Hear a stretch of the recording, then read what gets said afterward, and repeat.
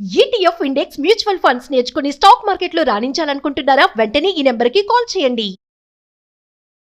నమస్తే అమ్మా. నమస్తే అమ్మా. మాకు ఇన్ జనరల్ గా తెలిసిన జూలై 10th గురు పూర్ణిమ వేరు, ఆషాఢ పూర్ణిమ వేరు. మీరు సెలబ్రేట్ చేసుకునే గురు పూర్ణిమలు వేరు, చాలా చాలా వేరు. సో ఆ వ్యత్యాసం తెలియాలి మాకు. ఈ రోజు అసలు మేము ఏం చేయాలో తెలియాలి. గురు పూర్ణిమ అంటే గురువుని పూజించుకోవాల్సినటువంటి రోజు. ఎందుకు అంటే కలియుగానికి అంతా కూడా గురుస్థానంలో ఉన్నటువంటి వాడు వ్యాస మహర్షి. ఈ రోజు ఆయన పుట్టినరోజా? కాదు, మరి చాలామంది అలాగే అనుకుంటారు. ఆయన పేరు కృష్ణద్వైపాయనుడు. ఆయనని వ్యాసపీఠం మీద కూర్చోబెట్టిన రోజు. ఓకే. వ్యాసుడు లేక వ్యాసపీఠము అనేది ఒక మన ఈ రోజుల్లో చెప్తామే ప్రొఫెసర్, ప్రెసిడెంట్, ప్రైమ్ మినిస్టర్, అదొక పదవి. ఆ పదవికి పట్టం కట్టినటువంటి రోజు కృష్ణద్వైపాయనుడికి. ఆ పదవి పేరు వ్యాసుడు. వ్యాసుడు అంటే వ్యాసీకరించిన వాడు అని అర్థం. వ్యాసీకరించటం అంటే అనలైజ్ చేసి సిస్టమటైజ్ చేసి ఇవ్వడం వ్యాసీకరణం. ఎనాలిసిస్ అంటే వేదాలన్నీ రాసులు రాసులుగా ఉంటాయి. కలియుగంలో మానవులు వాటిని చదువుకోవడం ఇబ్బంది కదా అని వాళ్ళందరూ చదువుకోవడానికి వీలుగా వాటిని 4 విభాగాలుగా చేసి, ఈ 4 విభాగాలుగా చేసినటువంటి వాటిని ఒక్కొక్క క్రమంలో పెట్టి, అడ్డగోలుగా చదివితే సబ్జెక్ట్ అర్థం కాదు, ఒక క్రమంలో చదివితే అర్థం అవుతుంది. వాటన్నిటిని ఒక క్రమంలో పెట్టి, ఉదాహరణకి నదీ సూక్తం ఉంది. నదికి సంబంధించినటువంటి రుక్కులని దర్శించినటువంటి ఋషులు చాలా మంది ఉన్నారు కనుక వాటన్నిటిని ఒక చోట పెట్టి, అలా అగ్ని సూక్తాలు ఒక చోట చేర్చి, సుపర్ణ సూక్తం ఒక చోట చేర్చి, రుద్ర సూక్తం అన్ని ఒక చోట చేర్చి, ఇట్లా వీటన్నిటిని చాలా జాగ్రత్తగా పాడుకోవడానికి అనువుగా ఉన్నవన్నీ సామము, సామవేదము, దేవతాస్తుతి పరంగా ఉన్నవన్నీ ఋగ్వేదము, నిత్యనైమిత్తిక క్రియలకు సంబంధించినవన్నీ యజుర్వేదము, యజ్ఞం అంటారు దాన్ని. మానవుడు బతకడానికి కావలసినటువంటి లౌకికమైన అనేకమైన శాస్త్రాలన్నీ అథర్వణ వేదం.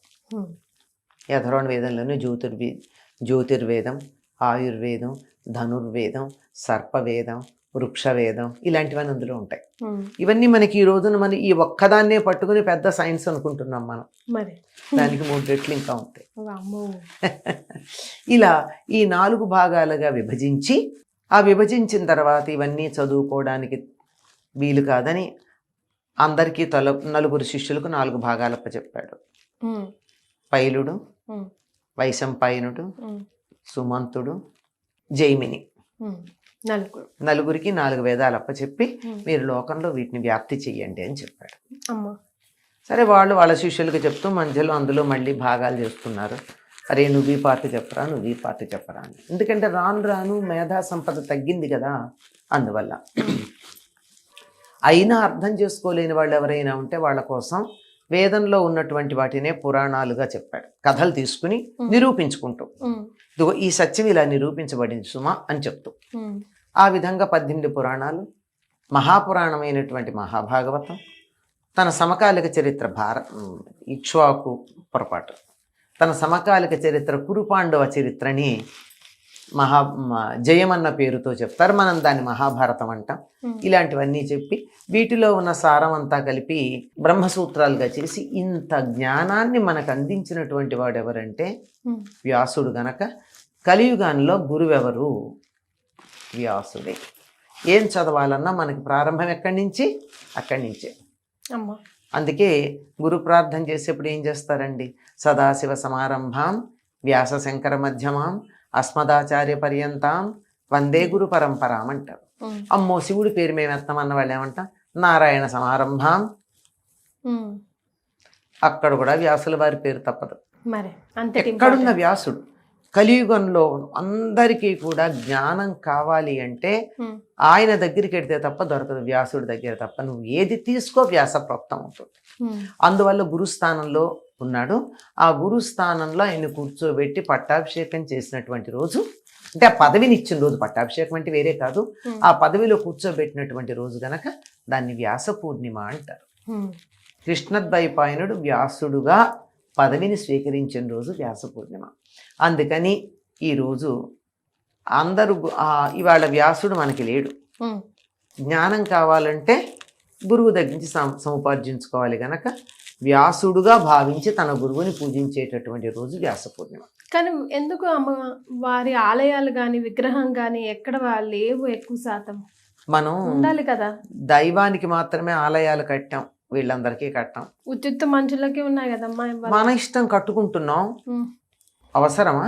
ఆగమ శాస్త్రాల్లో గుళ్ళు కట్టడం కానీ ఆ గుడికో పద్ధతి కానీ ఈ రకంగా ఉండి తీరాలని కానీ ఆగమ శాస్త్రంలో ఏం చెప్పలేదు.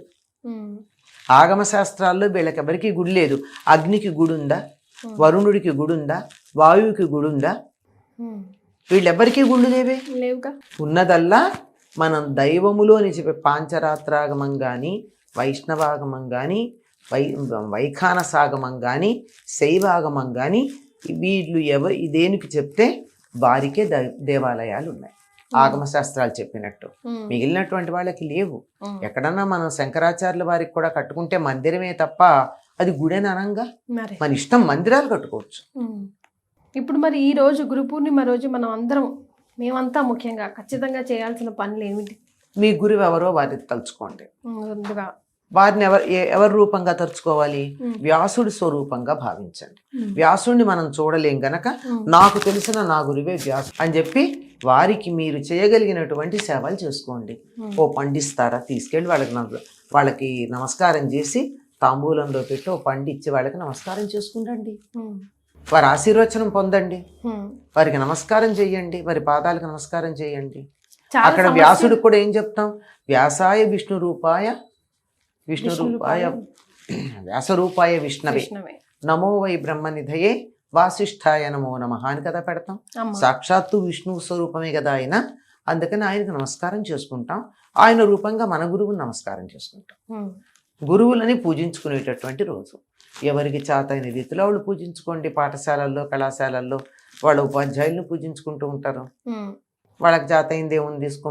పాఠశాలల్లో వెళ్ళి గురువు గారికి ఒక పువ్వు ఇస్తారు, ఓ కలం ఇస్తారు. పిల్లలు అంతకన్నా ఇంకేమిస్తారు? అదే చాలా గొప్ప తెలుసా. కానీ మనం ఇదంతా టీచర్స్ డేకి చేస్తూ ఉంటాం. టీచర్స్ డే కూడా చేయొచ్చు. అంటే ఆధునిక కాలంలో ఈ రోజుని ఉపాధ్యాయులకు కేటాయించాను. అది ఉపాధ్యాయులు మాత్రమే, గురువులు కాదు.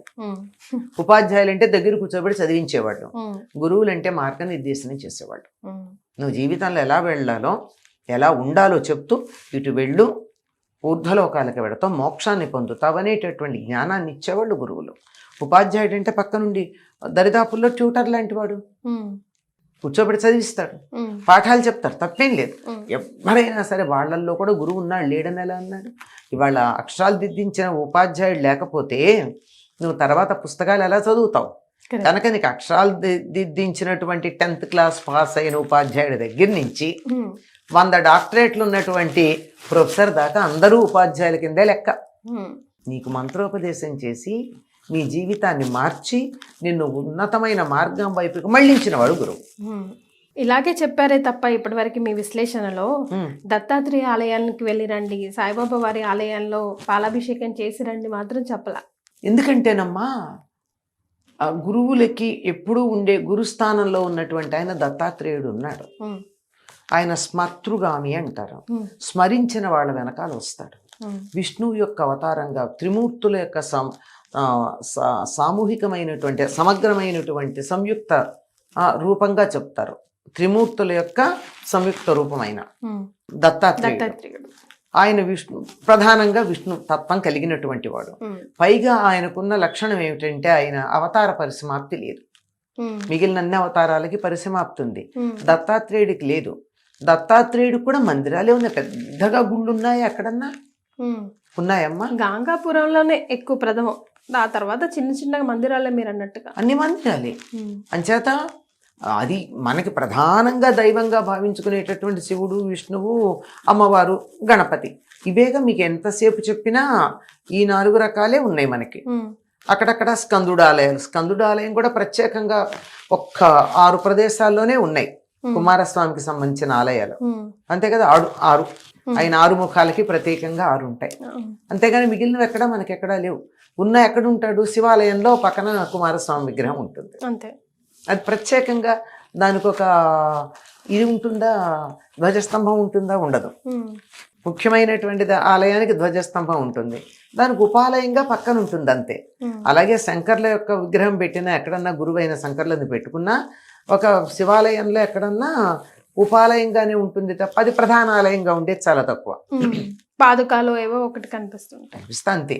అంచేత అటువంటిది ఆ దత్తాత్రేయుడికి ఆలయం ఉంటే వెళ్ళొచ్చు, తప్పేమీ లేదు. దత్తాత్రేయుడి ఆలయం కూడా విష్ణు ఆలయానికి సంబంధించిన ఆగమ శాస్త్రాన్ని అనుసరిస్తారని అనుకుంటున్నాను నేను దాని గురించి పెద్దగా కనుక్కోలేదు గనక. కానీ అది ప్రధానం. మీరేం చేస్తారమ్మా గురు పౌర్ణమి రోజు? చాలా బిజీగా ఉంటారు మీరు. అవునమ్మా, గురు పూర్ణిమ నాడు మా గురువు గారిని మేము పూజించుకుంటాం. మా గురు పూజలు జరుగుతాయమ్మా. ముందు రోజు సాయంకాలం నుంచి మొదలుపెట్టి ఆ రోజంతా ఉంటాయి. ఒక్కొక్కసారి మర్నాడు కూడా కొనసాగుతాయి. ఆ రోజు గురు పాదుకలను పూజించుకుంటాం. తర్వాత మిగిలిన కార్యక్రమాలన్నీ మామూలుగా వేడుకంటే ఉదయం 6 గంటలకి మాకు మేమందరం చేసే సామూహికమైనటువంటి ప్రార్థన ఉంటుంది, మెడిటేషన్ లాంటిది. అది ఉంటుంది, ఒక అరగంట 40 నిమిషాలు ఉంటుంది. చెప్పలేం, సందర్భాన్ని బట్టి 40-45 నిమిషాలు కూడా పెడుతున్నారు. అంటే వచ్చినటువంటి వాళ్ళ ఉన్నటువంటి శక్తిని బట్టి 40-45 నిమిషాలు కూడా ఉంటుంది. అది కళ్ళు మూసుకుని మెడిటేషన్లో కూర్చున్నాక ఆ తర్వాత గాయత్రి మంత్రాన్ని సామూహికంగా ఉచ్చరించడం, కొంచెం సేపు ఏదైనా ఆధ్యాత్మిక విషయాలు మాట్లాడుకోవడం, ఆ తర్వాత హోమాలు, తర్వాత పూజలు, ప్రవచనాలు, ఇవన్నీ ఉంటాయి. 2 రోజులు అలా జరుగుతాయి. తప్పనిసరిగా అందరం మా గురువు గారికి సంబంధించినటువంటి వాళ్ళమందరం, నగరంలో ఉన్న వాళ్ళమందరం చేరతాం. వీలైతే ఇతర ప్రాంతాల నుంచి కూడా చాలా మంది వస్తారు, చాలా ప్రాంతాల నుంచి వస్తారు. చాలా విశేషంగా గొప్పగా ఆ 2 రోజులు మరి దేనికి మేము కేటాయించకుండా గురు చైతన్యంలోనే ఉండడానికి మేము ప్రయత్నం చేస్తాం. సో విన్నారు కదా, అమ్మ కూడా అదే పనిలో చేస్తూ ఉంటారు. జూలై 10th గురు పూర్ణిమ వస్తుంది. 9 సాయంకాలం నుంచి 10 సాయంకాలం దాకా.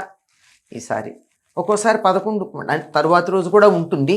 ఈసారి 9 సాయంకాలంతో సమాప్తం చేసుకుంటాం. పొరుగుళ్ళ నుంచి వచ్చేవాళ్ళు కూడా చాలా మంది ఉన్నారు. బెంగళూరు నుంచి, విశాఖపట్నం నుంచి, బళ్ళారి నుంచి, మద్రాసు నుంచి, ఇక్కడ ఒరిస్సా నుంచి, ఖర్గ్పూర్, అవన్నీ ప్రాంతాల నుంచి ఎంతమందో వస్తారు.